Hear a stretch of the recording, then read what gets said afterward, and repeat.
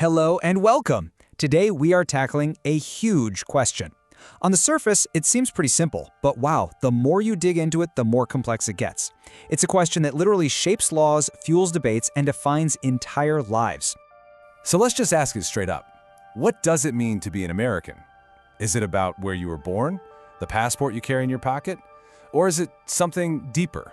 A belief, a state of mind, maybe a set of values we all share?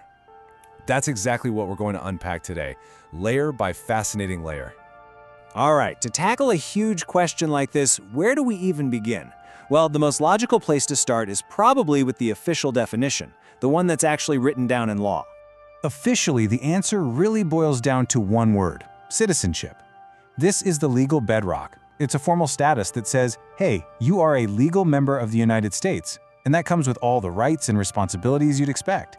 It's the black and white, no gray area starting point for our whole conversation. And for the US, there are basically two main paths to getting that status. The first is by birthright, a principle you might hear called jus soli, which just means right of the soil. It's simple. If you're born on American soil, you're a citizen. The second path is through naturalization, which is that whole rigorous legal process for immigrants to earn their citizenship. So is that it? Is that the whole story? Is being American really just a matter of paperwork? I think for a lot of people, the answer to that is a huge, resounding no. Being American goes so much deeper than just a legal status, and this is where the definition starts to get really fascinating. And that brings us to the next layer of this whole thing. The idea that being American isn't just about your legal status, but it's a commitment to a shared set of ideals, almost like a national creed. Now, think about that for a second. It's a really powerful concept, right? It suggests that you can become American simply by adopting a certain worldview, no matter where on earth you were born. It's an identity based on belief, not bloodline. So what are these core ideals we're talking about? Well, at the heart of this American creed, you'll usually find 5 core principles. We've got liberty, the freedom to choose your own path. We have equality, the ideal that everyone gets a fair shot, even though we've been debating what that really means since the very beginning. There's self-government, which puts power in the hands of the people. A really strong sense of individualism. And of course, that famous aspirational goal from the Declaration of Independence, the pursuit of happiness. Now, all of these ideals kind of feed into that massive, almost mythical concept, the American dream. And this quote here just nails its essence. It's not a guarantee of success, not at all, but it is a promise of the opportunity for everyone to strive for their absolute full potential. Okay, but here's a tricky question. How do you maintain a single identity based on ideals in a country that is just so defined by its immense diversity? That brings us to our third and final layer, the cultural identity of America. For a very long time, the melting pot was the go-to metaphor.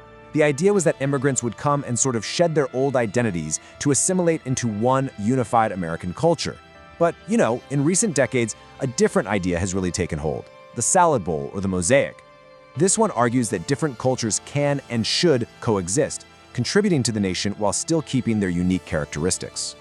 This tension between unity and diversity isn't new. Not at all. In fact, it's baked right into the country's DNA. Just look at the national motto, E pluribus unum. It literally means out of many, one. It's a foundational principle that the country has been grappling with since its very beginning. So, after all that, where does this leave us? We've looked at what it means to be American through a legal lens, an ideological one, and a cultural one. Now let's try to bring all these ideas together.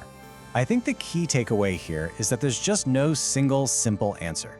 Instead, what we have are these interlocking frameworks. There's the legal definition of citizenship, the ideological commitment to a shared set of values, and the cultural reality of a nation built from all these diverse traditions. Each one gives us a really vital piece of the puzzle. And that's really the heart of it. Being American isn't some fixed, dusty definition you find in a history book. It's a living, breathing question. It's an ongoing debate that every single generation gets to participate in, constantly reshaping and redefining the answer as the country itself changes. Which leaves us with a final thought to chew on. If this identity is constantly being written and rewritten, the real question is, who's holding the pen? Who gets to define what it means to be an American in the 21st century and beyond?